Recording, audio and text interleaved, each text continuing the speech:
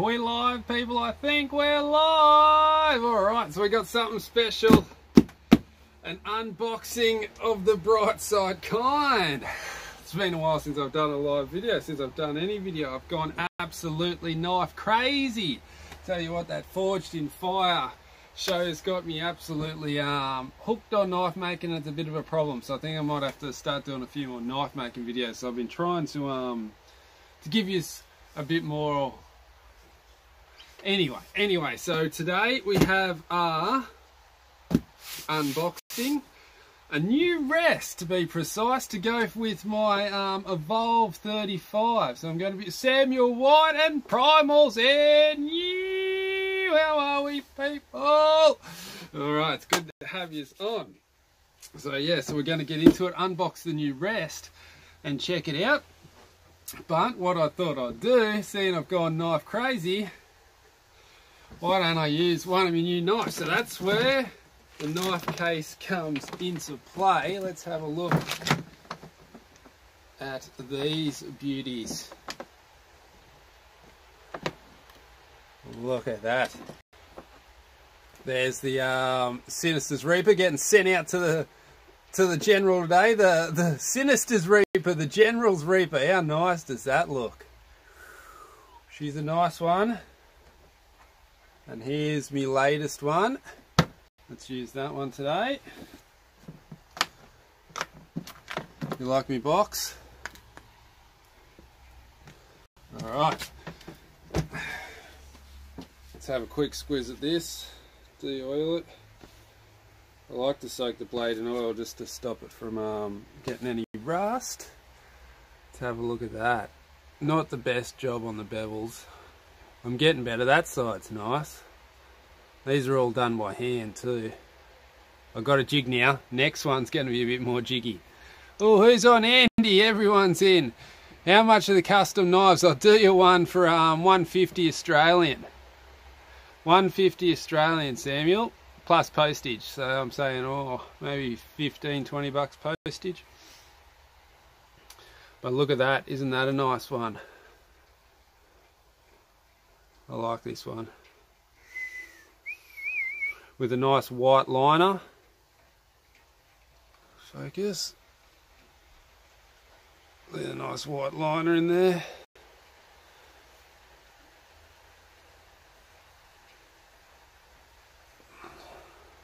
Anyway, enough knives. I can't get over the knives. How are we, Arthur? How are we, Justin? How are we, people? So yeah, about 150. Let's say 150 for a custom knife.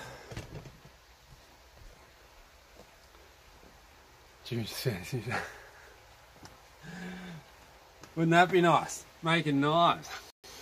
Anyway, so let's get into it. Cardboard is the worst thing you can cut with a knife, people, if you didn't know that. It's one of the most abrasive things to knock your edge off your blade. And this is sharp, let me tell you. Shaves you straight up. Let's let's cut into it. Let's go straight through the cardboard side. You should be able to cut straight through this like it's butter. And it is, look at this. She is sharp. Alright, so let's get into it. One thing, since I've got a knife, it's so nice having a sharp knife. Like, it's such a difference using a sharp knife over a dull knife. It's crazy. Stephen Rosberg, how are you, buddy? Just doing a bit of a bright side unboxing, but I thought I'd use one of the Jimmy Special knives. How's this one?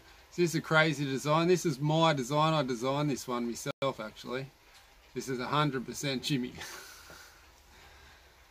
Crazy. I thought I'd do a big round knife and it'll be good for skinning. So then I put a little pinch grip on it. So it'd be just nice to skin like that. Just get it underneath the, just a big slicing edge. And then I put this little nodule up here. So you might want to get up there and just go. Delicate stuff, delicate stuff. Enough knives, Jimmy, enough knives. I can't stop talking about knives. Hell of a letter opener I got there. Ah, Jimmy Shoes, love you buddy, love you. Alright, let's cut off this one anyway. How sharp is it? It's just slices. I just love cutting things with a sharp knife. Anyway, enough of wrecking me blade with the cardboard. Let's see if it's still sharp. Oh, that's not a knife. Still got an edge on it. Can it still shave? Just. Cardboard just destroys it. Still shaves a little bit, not much though. So that needs a resharpening after the cardboard. But still, look at that, just straight through. Can't help cutting things. I'm just, every piece of paper in my house now has got little slices in it because I'm just going slicing everything. Make some broadheads. I'm going to start doing that too. Everybody keeps mentioning that. I will start doing it. That would be awesome to make a couple of Jimmy custom broadheads, wouldn't it? Not impressed unless you start skinning a root. Okay, yeah, let's get into it. Enough of the knife.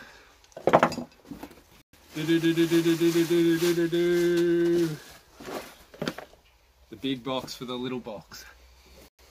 So, here it is, people, the moment we have waited for, the moment you have, the reason why you have tuned in.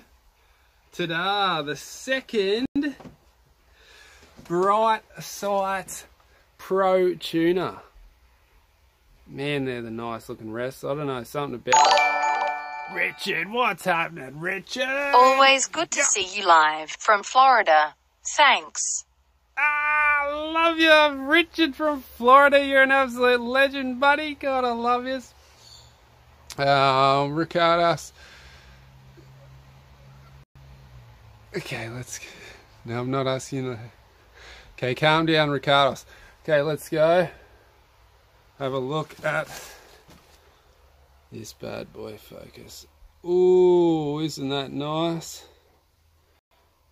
There's something about them, I don't know, just the unique, this like the bar and just the reason, just the fact that it looks so different to every other rest out there kind of makes me like it even more. Because I love being unique, if you haven't noticed. Alright. Man, they're a nice rest. So what makes this rest so unique? What is the verticlick itself? Let's have a look into it. So where's another rest? Where can I get another rest from? Right in front of me. Right in front of me. Okay, so here we have, let's do a comparison. We've got the AA Freak Show. Not a bad rest. And the Bright Side rest. How different do they look? This is the standard looking rest. And this is the Bright Side rest. I love it. I absolutely love it. The looks get you straight away. The looks get you. Let's come in a bit closer, people. Come in a bit closer. Right. So, with these type of rests, have I got any Allen keys on me? I don't, but you can just, you unlock this one, and then when that's unlocked, put it here at my face, it might focus.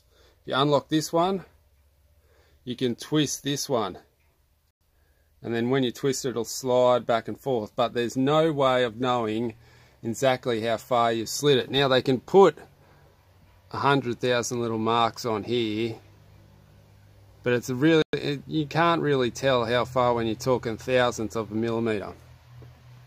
So now every time, see another problem that I have with a normal type of rest is that you loosen this lock nut off. When you retighten this lock nut, it moves maybe a 10,000th of an inch, a quarter, 100th of a millimetre, I don't know. But it moves. It is not the same place open and closed. And that's one of the big things I don't like about this. So everyone goes, oh. So with the Bright Side rest, it's a click system. It's like your can you hear it? Hang on, where's the mic?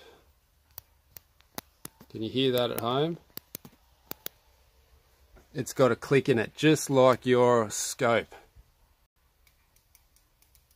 And this click this click is smaller movement than the movement you get from tightening this lock nut. So everyone goes, well, you can't get exact movement, the clicks are too big. No, the clicks are so small that the click size is probably even smaller than the amount that it would move when you tighten this thing up. So that's what I like about the click system, is that I know exactly how far I'm moving it. Now, with the fat arrows and the skinny arrows, you need to change the rest height. So now instead of moving it left and right, we'd go over to the side one and loosen this one and move it up and down. Now just say, and look, you try and get in there and line the lines up. So you can get in there, you go, okay, I think I'm on number 4 line or number 8 line, or maybe 1/1000th of an inch above the 4th or the 8th line, and I got to move it up or down for me rest. Cool, back to archery. The first half of the video was knives, I couldn't put them down. Okay, so back to the story. So it's hard to tell exactly where you're at. See, they got lines on there, but you can tell I've got that set a fraction of just the tiniest bit above that line. Now if I loosen this off, I wonder if this will fit. Oh, it doesn't fit. Oh, hang on. Oh, I don't have any Allen keys on me. You know me, never prepared. Oh, hang on. I'll be able to loosen it like this. No, I can't loosen it with the pliers. I was going to show you that if you loosen it and retighten it, it would probably go back to a different spot. Focus. What was that trick?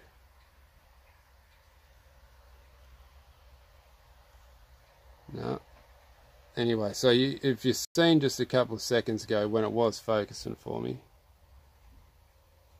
there you go, that it's not exactly on that line, and there's a lot of gap in between the two lines that line can fit in. So it's hard to know exactly where you were if you're going to put your rest in and when you change it for your fat arrows. Now if you tune your bow, it takes hours and hours and hours. Adam Gibson's in, the pro archer himself. Talking about my new bright side rest here, Adam. Just got a brand spanking newie. This is going to go on me Evolve 35. Can I get any closer? So this is going to go on me Evolve 35. So I'm going to have a Bright Sight Pro tuner on both. Ooh. Which is nice, even.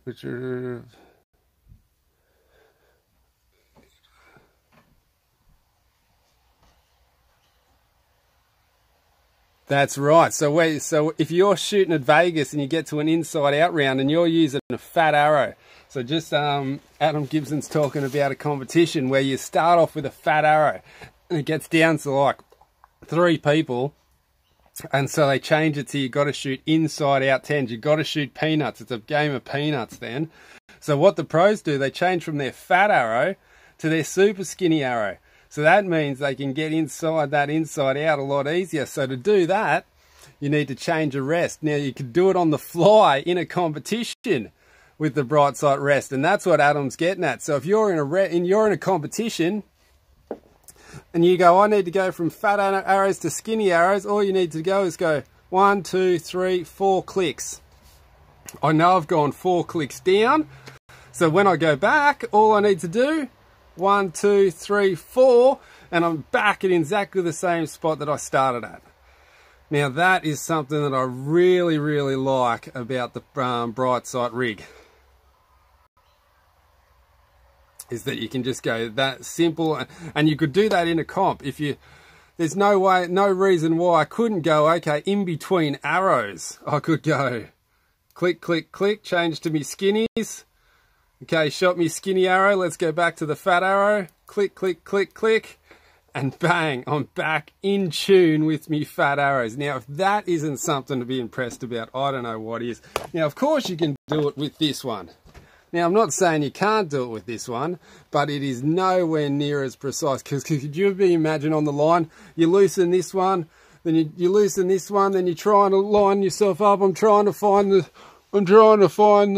fourth line. Oh no, I've got about 30 seconds till my next end. Oh, try and tighten it, try and get it back if I got it too far. Oh, that. I've got the bright sight. 1, 2, 3, 4. Skinny arrows come out. 1, 2, 3, 4. Fat arrows come back out. That is a brilliant piece of engineering there. Thanks for reminding me about that, Adam. That is an absolute great thing about that. And another thing that Brightside do that no one else does is the kicked up blade. Let's get out a blade. They come with 3 different size blade tongues or teeth or whatever you. So we've got super narrow, we've got medium narrow, and we've got the big fat arrow. But what they do that no one else does is the kicked up blade. So you can see there they kick it up. Now the theory behind this is, I just picked up some error. This rest would definitely be handy. That's right, Panty Control. It is crazy. I love it. And make sure you say Jimmy Ellis sent ya. They might even look after you. Give you a little something. Maybe so, they might even throw a couple of patches in for you if you say you Jimmy Ellis sent ya. Now, this little kick up here, the theory behind this is this makes this the softest arrow rest on the market. It makes it the kick off a little bit softer by still being super rigid. So you could have like a super light arrow or a super heavy arrow and still shoot it off the same rest. Now that's the same blade thickness. That's the theory behind this kick up. It'll give you a soft enough blade to bend with any arrow, but it'll give you enough rigidity to still hold it up there. So this makes it a little bit tricky to tune when you're not at full draw, because a heavy arrow will sit like this. But when you come back, it'll be sitting up perfect, just like that. You put a skinny arrow on there, and it'll do exactly the same thing. It'll be down here, you come back up, and it'll just sit there so nicely. How do you know which blades to use? The thickness of your arrow, Primal. So if you're using a fat arrow, you put it on the fat blade. And thanks for asking that question, Primal. That is a great one. So if you're using fat arrows, you'd use the fat blade, and that sits on there. You can use any blade with any arrow, it doesn't really matter. But the thing is, when you're getting into skinny little tongues and a fat arrow, it's easy for it to slip off. The fatter it is compared to the skinnier the tongue, the easier it is for your arrow to slip off when you draw the arrow back. So when you're drawing it back, there's more chance of it slipping off either side with a skinny one. So you can put on the fat one that comes on it. So when you draw it back, it'll sit on there nicely. See that? It holds it up perfect, doesn't bend at all at full draw. Let's come back down here. It starts to get a little bit of a bend in it just from the weight of the arrow. And that's just because it's a perfect thickness for all arrow types, all arrow weights. Sinasta! I just had the general out. It's getting sent out this morning. Speaking of, let's get it out for a quick show you. Where is it?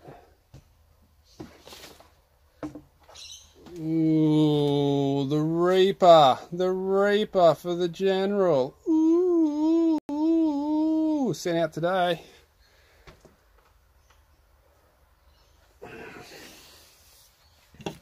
And I got my old skinning one out for the unboxing. I'm gonna get a nice chunky bone. See if I can chop it with the bone. See if I can chop the bone with me crazy knife. So we'll see how that goes. That'll be a video to come too. Okay, back to the story then. Put the knives down, James. Put the knives down. Alright people, hang on a second, I'll be back.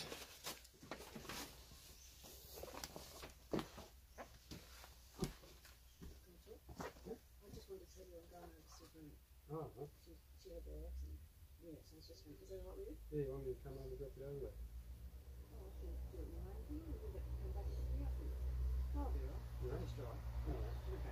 Alright, you got the key in there? You know where that is? Have you got it there? Okay. You okay?